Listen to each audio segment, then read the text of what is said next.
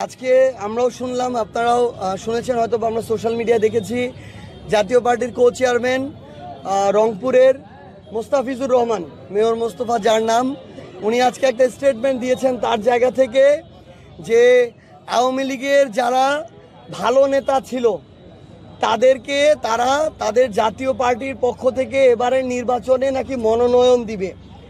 তো আসলে সবচেয়ে বড় কথা কি, ওই যে চোরে চোরে মাসতুতো ভাই, একটা তো কথা আছে। তো চোর বাটপার যেগুলো এখন আওয়ামী লীগের ব্যানারে রাজনীতি করার এই বাংলাদেশে সুযোগ নাই, কারণ তারা হাজারের উপরে মানুষকে খুন করে তারা তাদের নিজেদের পতন ঘটিয়েছে, তাদের পতন হয়েছে। তাদের যে মা, সেই মা এই দেশ ছেড়ে পালিয়েছে। সে যদি ওই রকম ভালো হইতো তাইলে তো দাঁড়ায় থাকতো। সে তো জানে যে সে এতগুলা খুনের খুনি এবং নির্দেশদাতা, জনগণ তাকে পাইলে তার আস্ত রাখবে না, এই জন্য সে দেশ ছেড়ে পালাইছে। তো এই এক চোর পালাইছে, আরেক চোর এখন তাদের ব্যানারে, যেই চোর এতদিন তাদের ছায়াতলে ছিল সেই চোর এখন তাদের ব্যানারে তাদেরকে আশ্রয় দেওয়ার কথা চিন্তা করতেছে। আরে আওয়ামী লীগের একটা নেতা এই চুরি বাটপারি সন্ত্রাসী চাঁদাবাজি খুনি এটা ছাড়া কে নেতা হইছে? যে নেতা মানে যে ওই একটা জেলার সভাপতি সেক্রেটারি ছিল, এই ছিল ওই ছিল, বিভিন্ন পদে ছিল, আমরা মনে করি প্রত্যেকেই সকল অপকর্মের জন্য দায়ী। কারণ শেখ হাসিনা গণভবনে বসে নির্দেশ দিচ্ছে আর একাই সব করে ফেলছে, এটা তো না। এই কালপ্রিট গুলাই তো স্থানীয় পর্যায়ে এগুলোর বাস্তবায়ন করছে। এই প্রত্যেক কালপ্রিট তো এই স্থানীয় পর্যায় থেকে শেখ হাসিনাকে ধীরে ধীরে স্বৈরাচার করে তুলছে।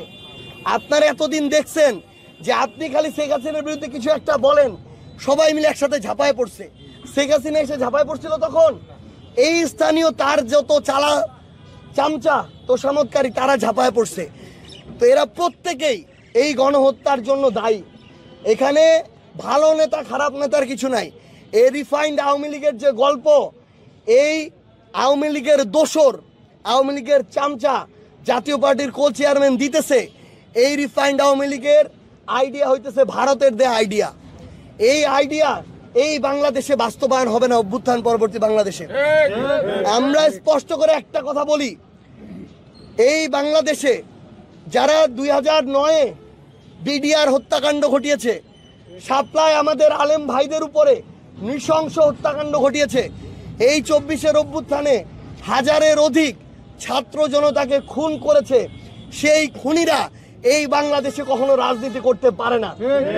আমরা স্পষ্ট করে বলি, যেভাবে আওয়ামী লীগের রাজনৈতিক বা দলীয় সকল কার্যক্রম নিষিদ্ধ করা হয়েছে, আওয়ামী লীগের সবচেয়ে বড় দোসর আওয়ামী লীগের অবৈধ নির্বাচনের বৈধতা দেওয়ার চেষ্টা করা, এই জাতীয় পার্টির কার্যক্রম একইভাবে নিষিদ্ধ ঘোষণা করতে হবে এবং আইনগত প্রক্রিয়ায় স্থায়ীভাবে এই আওয়ামী লীগ এবং তার বি টিম জাতীয় পার্টিকে বাংলাদেশ থেকে চিরতরে এই রাজনীতির জায়গা থেকে নিষিদ্ধ ঘোষণা করতে হবে।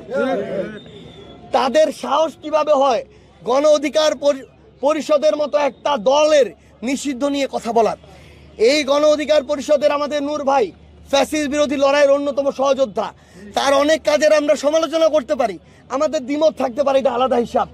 কিন্তু শেখ হাসিনার সময়ে তার ছাত্রলীগ, আওয়ামী লীগ, যুবলীগের গুন্ডাদের মাইর খেয়ে রক্তাক্ত হয়ে সে রাস্তাঘাটে তাকে পড়ে থাকতে হয়েছে। সে এতদিন ধরে এই লড়াই করেছে, সে অভ্যুত্থান, এই আমাদের অভ্যুত্থানের সময়ে রাজপথে থেকে লড়াই করেছে। তারা রাজপথ থেকে গণমানুষের সমন্বয়ে সংগঠিত হয় একটা দল, তাদের আলোচনা সমালোচনা থাকতে পারে, কিন্তু যারা এই কথাটা বলে তাদের অস্তিত্ব যে সংকটে, তারা যে অপরাধী, তারা যে অপকর্মের দোষর, এই জন্য তাদের এখন মাথা ঠিক নাই, কি বলতে হবে না বলতে হবে এটাও তারা বুঝতে পারছে না। এই জন্য তারা এইসব পাগলের প্রলাপ বলছে। আমরা অন্তর্বর্তীকালীন সরকারকে স্পষ্ট করে বলি, আপনাদের এই ধরনের ফ্যাসিস্টদের দোসরদের প্রতি নমনীয় আচরণ আপনাদের প্রতি বাংলাদেশের মানুষের আস্থার সংকট তৈরি করছে। আপনারা শুধুমাত্র একটা গতানুগতিক সরকারের দায়িত্ব পালন করার জন্য যায়েন নাই, আপনারা এতজন মানুষের জীবনের রক্তের উপর দিয়ে সংস্কার করতে গেছেন।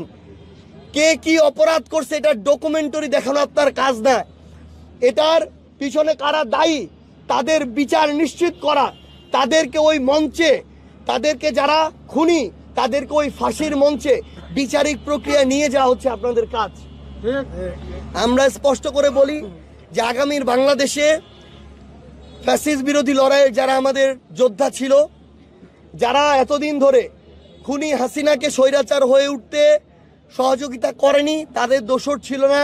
শুধুমাত্র এই অভ্যুত্থানের সহযোদ্ধারা আগামীর বাংলাদেশের রাজনীতিটা করবে এবং সকল ফ্যাসিস্ট এবং স্বৈরাচারের দোষরদের আইনগত প্রক্রিয়া এই অন্তর্বর্তীকালীন সরকারের সময়ে বিচার নিশ্চিত হয়ে তাদের যে রাজনৈতিক কর্মকাণ্ড এবং দল, এগুলোকে নিষিদ্ধ ঘোষণা করতে হবে।